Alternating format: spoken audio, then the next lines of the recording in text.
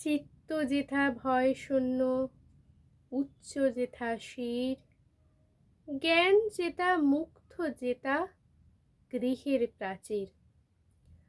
আপন প্রাঙ্গণ তলে দিবস সর্বরি, বসুধারে রাখে নাই খণ্ড ক্ষুদ্র করি। যেথা বাক্য হৃদয়ের উৎসমুখ হতে উচ্ছ্বসিয়া ওঠে, যেথা নির্বারিত স্রোতে দেশে দেশে দিশে দিশে কর্মধারা ধায়। অজস্র সহস্রবিধ চরিতার্থতায়।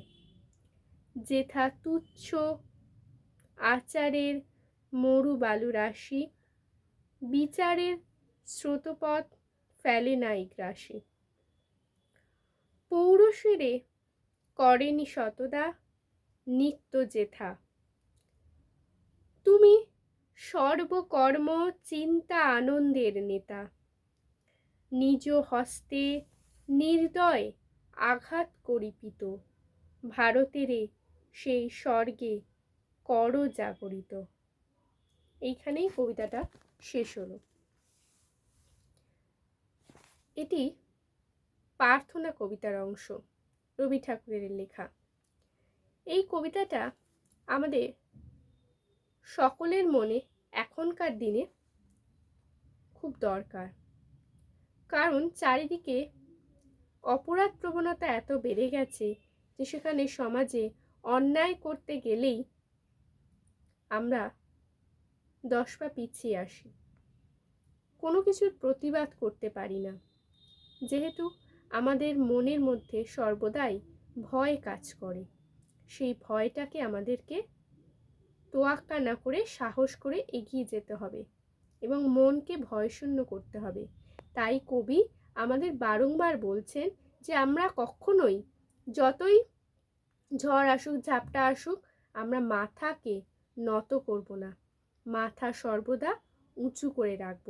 আর কেউ যদি আমাদের অপমান করে, সেই অপমানকেও আমরা যেন ভয়হীনভাবে জবাব দিতে পারি। এবং আমাদের দেশের চরিতার্থতা আমরা অনেক সময় পৃথিবীকে এখন যেরকম খণ্ড ক্ষুদ্র করে রেখেছি, অর্থাৎ চারিদিক দিয়ে রাষ্ট্রের সংঘাত, দেশের মধ্যেও নানান যুদ্ধ লেগেছে, সেই পরিস্থিতিকে আমাদেরকেই সামাল দিতে হবে, যাতে আমরা পৃথিবীকে খণ্ড ক্ষুদ্র করে না দিই, অর্থাৎ ছোট ছোট ভাগে না করে দিই, সর্বদা একত্রিত হয়ে থাকতে পারি। তাহলে বিদেশি রাষ্ট্র তারা যেন আমাদের সংঘাত করে আমাদের মানুষদেরকে অধঃপতন করাতে না পারে। আর বলছেন যে দেশে দেশে দিশে দিশে কর্মধারায় ধায়। অজস্র দেশে দেশে আজ সমস্ত মানুষের মধ্যে স্বার্থ কাজ করছে, তারা নিজেদের স্বার্থসিদ্ধির জন্য আমাদের দেশের মধ্যে সংঘাত আনছেন, এবং রাষ্ট্রীয় সংঘাত, সেই সংঘাত পড়ছে মানুষের মধ্যে, মানুষের দৈনন্দিন জীবনে। যারা খেটে খাওয়া মানুষ, আজ প্রত্যেকটি মধ্যবিত্ত মানুষের সংসার চালানো দায় হয়ে গেছে এই যুদ্ধের জন্য। আর কি বলছেন? পৌরুষেরে করেনি শতদা নিত্য যেথা। বলছে যেখানে বিচারের স্রোতপথে কেউ গ্রাস করতে না পারে। এবং বলছে হে ভগবান, হে পিত, আমাদের সেই পিতা উদ্ধার করবেন। সেই পিতাই আমাদেরকে এমন আঘাত আনবেন পৃথিবীর বুকে, যাতে ভারত একদিন স্বর্গরাজ্য পরিণত হয়, স্বর্গরাজ্যে পরিণত করতে পারে। সেই স্বর্গরাজ্যকে একমাত্র পিতাই এই বিপদ সংকুল পরিস্থিতিতে আমাদের উদ্ধার করতে পারেন। রবি ঠাকুরের প্রত্যেকটি কবিতা বলুন, নাটক বলুন, প্রত্যেকটি রচনার মধ্যে আলাদা একটি অর্থ থাকে। সেই অর্থ আমাদের ব্যক্তিগত জীবনে বলুন, দৈনন্দিন জীবনে অবশ্যই আমাদের কাজে লাগে। তাই এই কবিতায় কবি বলেছেন যে চিত্ত যেতা ভয়শূন্য, উচ্চ যেতা শির। তাই আমরা কখনোই মাথা নত করব না, মাথা সর্বদা উঁচু করে থাকব, এবং কেউ যদি আমাদের অপমান করে তার জবাবও দেব।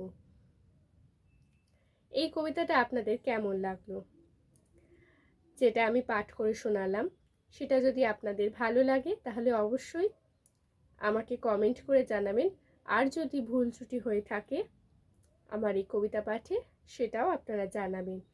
আর যদি আপনাদের ভালো লেগে থাকে তাহলে আপনাদের প্রিয়জনদের কাছে আমার ভিডিওটা শেয়ার করে দেবেন। আর ছোট্ট করে আমাকে ভালোবেসে আমার চ্যানেলটাকে সাবস্ক্রাইব করে দেবেন। আজ আসি বন্ধুরা, আবার দেখা হবে। শুভরাত্রি।